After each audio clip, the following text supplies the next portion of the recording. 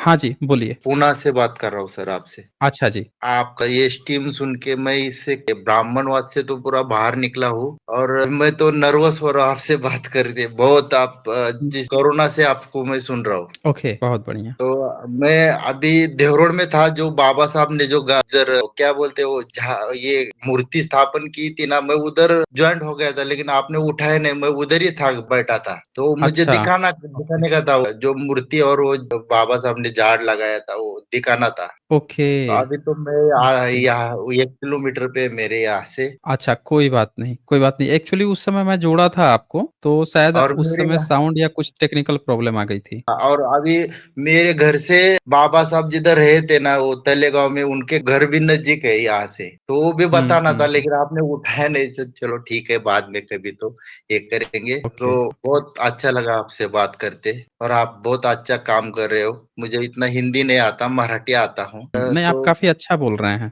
मैं बहुत लोगों को भी मैं प्रेरित करता हूँ कि आप इससे बाहर निकलो, और हमारे बीवी को भी बोलता हूँ, उनको बताओ कुछ, तो वो हुँ, अभी हुँ। भी ये करती है, बताओ उनको। ओके, क्या आप हमें आंटी सुन भी पा रही हैं? हाँ हाँ सुन पा रहे। Okay, okay. तो क्या वो मतलब बताइए। आपको क्या लगता है बाबा साहब की विचारधारा मानने में क्या दिक्कत आ रही है?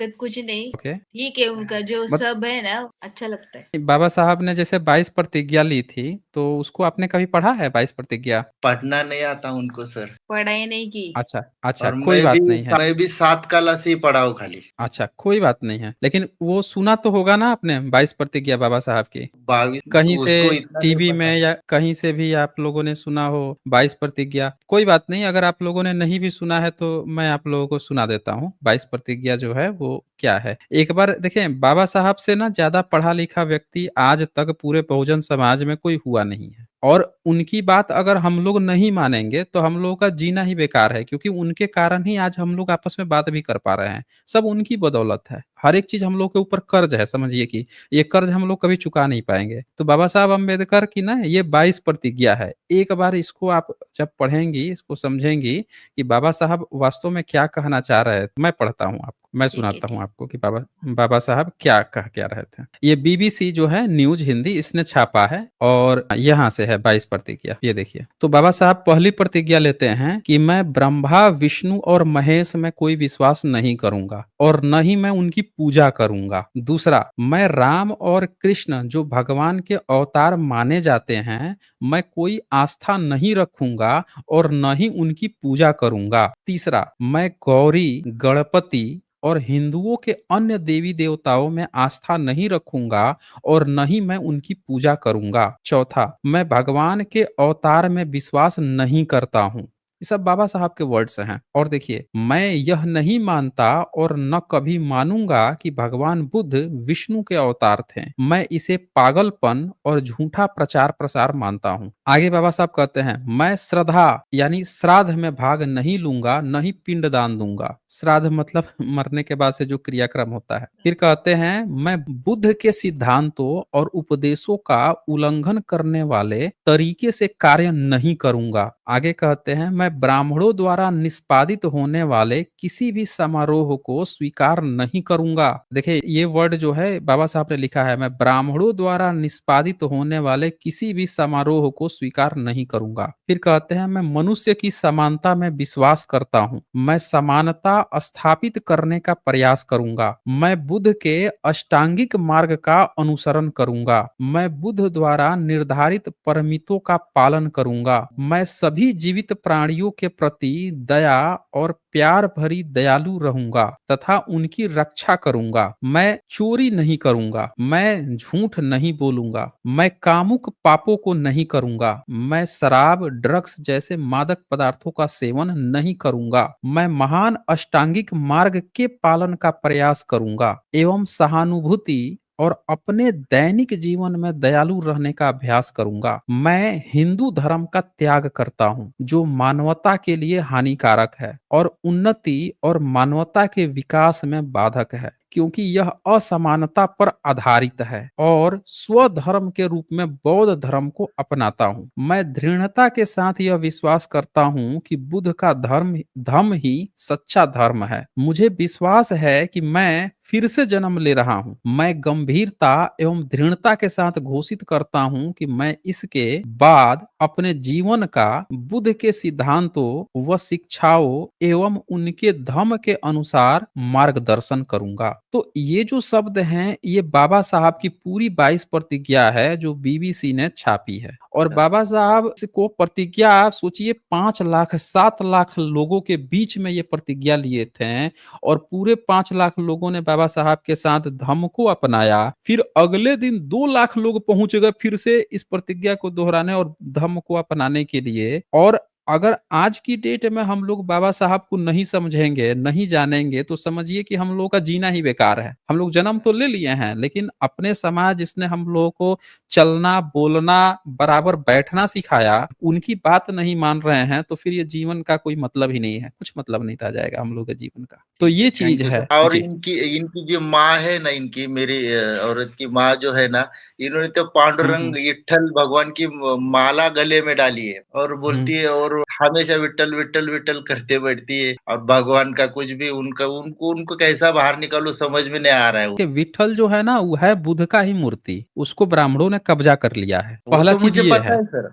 अब दूसरा पॉइंट सुनिए। दूसरा पॉइंट ये है कि बाबा साहब की जो पत्नी थी ना, उनके मन में भी ये चीज था कि हम हाँ, विठल जी के दर्शन करेंगे, विठल जी के दर्शन करेंगे। तो बाबा साहब से खूब प्रयास की कि नहीं, हमको ले चलिए, हमको ले चलिए। बाबा साहब का समझाते थे कि देखो, वहां पे ब्राह्मणों का कब्जा है, हम जाएंगे, वो सब हमको बेइज्जत करेंगे और हमको घुसने भी नहीं देंगे, क्योंकि हम लोगों को ये विठल में ये कोई भगवान भगवान नहीं है, उसमें कोई शक्ति वक्ति नहीं है। वो अलग बात है, हम ही लोगों का है, लेकिन उसमें कोई ब्राह्मणों का शक्ति नहीं है। अगर होता तो हम लोग को अछूत बना के क्यों रखता, और हाँ, हम लोगों को बरोबर उसके पास जाने की क्यों जरूरत थी। वो हम लोगों को बराबर हक देता ना। जो सोचिए कि बरोबर। वो चाह ही नहीं रहा है, हम जाते हैं या ब्राह्मण हमको मार के भगाएगा, और विठल नहीं आ रहा है बचाने, तो उसकी हम पूजा करके क्या करेंगे? फिर करके ही क्या कर लेंगे जो उनको हक सर नहीं आने दे बोलता रहा हूँ, है। तो मैं उनको तो बोलता हूँ बाबा बहुत, साहब उनको ना, समझ रहे हैं। हाँ, तो बाबा साहब जो हैं इस बात को जानते थे, तो उन्होंने क्या किया कि माताजी जो रमाबाई हैं उनको लेके गए उनके दिलासा के लिए कि तुम नहीं समझ रही हो ना, चलो मैं तुमको दिखाता हूँ सैंपल, जो कहा हूँ यही होगा। लेके गए, तो जब ये लोग लगे थे लाइन में, जब वहां गए और जब उसने देखा और पूछा, जाति वाति देख लिया, तो घुसने नहीं दिया। जब नहीं घुसने दिया तो उन्होंने कहा कि देखो, तुम विठल विठल कर रही हो, विठल को थोड़ी भी चिंता है, अगर उसमें शक्ति होता, भगवान होता, तो वो अपने भक्त को रोक लेता। कोई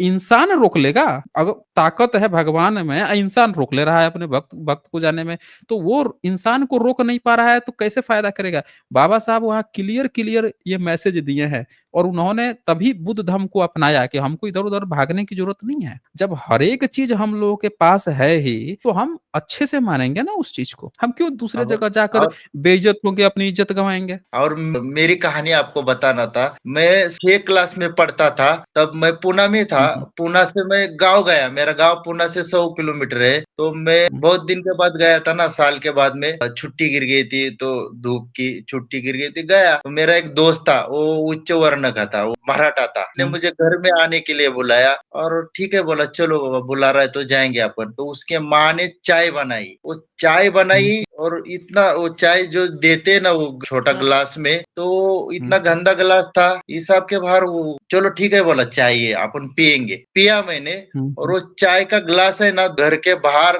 एक, हमारे मराठी में दिवड़ी बोलते हैं, दिवड़ी, उधर रखा। मैं हम्म। 2 महीना था छुट्टी में उधर, वो 2 महीना ग्लास उधर ही था, उन्होंने हाथ भी नहीं लगाया उससे उसको। वो बताइए। बहुत मुझे बुरा, मुझे तभी कुछ नहीं लगा, लेकिन जैसे जैसा हम्म। मैं अभी बड़ा हो गया ना, तो मुझे समझ में आने हम्म। लगा, अरे ऐसा क्यों किया, तो ये बात थी हम्म। क्या, इसीलिए ये अभी मुझे समझ में आ रहा है। और आप सोचिए कि हमें ऐसा भगवान क्यों चाहिए, जो भगवान इस तरह की घटना समानता होने दे दे रहा दे। है, और उसको अच्छा लग रहा है। अच्छा लग रहा होगा तभी ना कुछ नहीं बोल रहा है, नहीं तो ऐसी चीजें कभी और होती ही नहीं। और भगवान के बरोबर। मर्जी के बिना तो कुछ भी नहीं घटता ना। तो फिर ये सारी चीजें घट रही थी, यानी भगवान को अच्छा लग रहा है। ऐसा भगवान हमको चाहिए ही नहीं। ऐसे भगवान को हमें टाटा बाय बाय कर देना है, सीधे सीधे। बरोबर। और एक इंसिडेंट है मेरे साथ में। और भगवान, हम्म। हमारे मेरा घर है ना, घर से गांव में का घर है, उधर बाजू हम्म। में मंदिर है, दत्त मंदिर बोलते हैं उसको। और जो हम्म। बैठता है 7 दिन का दत्त मंदिर का सप्ताह, हम्म। 7 दिन का रहता है। हम्म। तो उसमें हमारे लोग, हम चर्मकार समाज के है ना, तो जो भी हम्म। प्रसाद जो भी करते हैं ना वो, तो हम हमारे माँ बाप को क्या, हमारे पास इतना खाना पीना उस टाइम नहीं था, तो बड़ा घमेला लेके उसके मंदिर के सामने रखने के, वही प्रसाद वो सब लेके घर में आने के, ऐसा बहुत अभी मुझे लग रहा है क्यों करने के मेरे माँ बाप, क्योंकि मैं इतना हमारे पास ये नहीं था ना, इसीलिए वो लेके हम खाने के उधर, क्या करेंगे घर में। नहीं देखें, हमें वैसे भगवान को मानना ही नहीं है जो हम पर अत्याचार होते रहा, हमारे पुरखों पर अत्याचार होते रहा, और वैसा भगवान कभी नहीं आया हमारे साथ नहीं खड़ा हुआ। हम उसके साथ क्यों खड़े होंगे और उसकी पूजा अर्चना क्यों करेंगे हम, जो हमारे और मेरे जरूरत पे, हमारे पुरखों के जरूरत पे कभी आया ही नहीं, हमारे लिए कभी नहीं आया, उनके लिए आया। वो लोग आज भी अच्छे पोस्ट पे हैं, अच्छा खाना पीना मिला, अच्छा मान सम्मान मिला, तो उनको फायदा कर रहा है ना, वैसा उसको हम लेके क्या करेंगे। हम लोगों के लिए बाबा साहब बता के गए हैं, हम लोगों के इस धरती का तथागत बुद्ध जो हैं वही है, और तथागत बुद्ध को पूरी दुनिया मानती है। आप सोचिए कि हाँ ये लोग खुद विदेश में जाके कह रहे हैं कि हम बुद्ध की धरती से आए हैं, कभी जाके विदेश में जाके नहीं कहते हैं कि हम राम की धरती से, कृष्ण, मजाक उड़ाने लगेंगे। ये कौन है भाई, बुद्ध की धरती पे बोल रहे हैं। सोचिए, आप देखिए प्रधानमंत्री जाते हैं श्रीलंका में, अब बुद्धिस्ट के जाके पैर पकड़ के प्रणाम करते हैं, पैर छू के प्रणाम करते हैं, बुद्धिस्ट लोगों के, भिक्खु लोगों के। और हम लोग इस भारत में, हम पता नहीं हम लोग कहाँ जी रहे हैं। बताइए, जो व्यक्ति हाँ, हिंदू हिंदू करके भी दूसरे देश में जाके बुद्ध के पैर छू रहे हैं, बुद्धिस्ट लोगों के पैर छू के प्रणाम कर रहे हैं, तो हम लोग किस गलत फहमी में हैं, बताइए। कुछ भी नहीं। और ये तो आपने बात बताई, ठीक बताई। और मेरे घर वाले सब, मेरे माँ के आंख में तो कालूबाई आती है, ऐसा ऐसा ऐसा करके आती है, क्या बोलने का वो, मैं बोला ऐसा कुछ नहीं रहता, मानसिक बीमारी है आपको, आप समझती क्यों नहीं। नहीं, वो कभी-कभी ऐसा होता है ना कि जो महिलाओं को जो कहीं से देखी सुनी रहती हैं, वो ऐसा करती हैं, तो वो बार-बार रिपीट करते हैं वो लोग, कोई बीमारी भी नहीं रिपीट होती है वो। रिपीट बरोबर। हाँ, वो जानबूझ के भी रिपीट करते रहते हैं लोग दिखाने के लिए, वैसा कोई बीमारी नहीं हाँ, होता है वो। वो तो है। कुछ केसेस में रिपीट। होता है बीमारी, कुछ केसेस में, लेकिन हर बार नहीं होता है, कुछ लोग जानबूझ के भी करते हैं इस तरह की एक्टिविटीज़। और मेरे ठीक है। पास नहीं रहती, अकेले रहती है माँ, उसको समझता नहीं कि हाँ, बाबा हाँ। हाँ मेरे पास रहे, मैं भी भाड़े किसी घर से, बहुत गरीब है, मैं रिक्शा चला के दिन निकल रहा हूँ मैं। और क्या बोलूं, अभी हुँ, ये हुँ। रह रहा हूँ इसी मैं भाड़े के घर में रह रहा हूँ, ओके, मेरा इतना ये ओके। भी नहीं है कि मैं इतना, हम दोनों मिलके कमाते, दोनों हुँ, मिलके हुँ। हम कैसे तो पाल रहे बच्चों को पढ़ा रहे। बच्चों को पढ़ाने पर ज़रूर ध्यान दीजिएगा। बच्चा एक बार पढ़ेगा लिखेगा तो लाइफ़ चेंज हो जाएगी। बच्चों को पढ़ाने वो पर समझ ज़रूर से लोग ज़्यादा से ज़्यादा समझ रहे फ़ोकस नहीं, करना मैं है। उनको इतना बता रहा हूँ, समझ रहे थे आपका स्टीम सुनो बोल रहा है तो भी नहीं सर, कुछ समझते नहीं, उनको क्या लग रहा है बाप है ना पागल है, ये कुछ भी सुनते हुँ, हैं। मैं आज आपको है ना, आपका पहला हुँ, हुँ, स्टीम जब चालू हो गया था, अचानक आपका आया था, तब से मैं आपको सुन हुँ, रहा हुँ, हूँ। अभी मुझे लगा हुँ। 5 साल से भी ज्यादा हो गए रहेंगे कोरोना से। एक चीज़ एकदम क्लियर है, आप पढ़े-लिखों के साथ रहेंगे, पढ़ी चीज़ों को सुनेंगे, समझेंगे, तो वो आप आगे जाएँगे। आप पाखंडी लोगों के साथ रहेंगे, उनकी बातें सुनेंगे, तो आप पाखंड में जाएँगे और आपका बुरा ही होना है। पूरा तो ही होना है वो इसीलिए तो। अब बाबा साहब बाहर गए थे, पढ़े-लिखे आए, तब ना इतनी अच्छी चीज़ें करके गए हैं समाज के लिए। अगर वो उनको अच्छा चीज़ नहीं मिला होता, बाहर और अच्छा माहौल नहीं मिला होता पढ़ने के लिए, तो वो नहीं कर पाते। तो जो लोग भी अभी भाग रहे हैं, सुनने से भाग रहे हैं, समझने से भाग रहे हैं, वो एक तरह से खुद के पैर पे कुल्हाड़ी मार रहे हैं।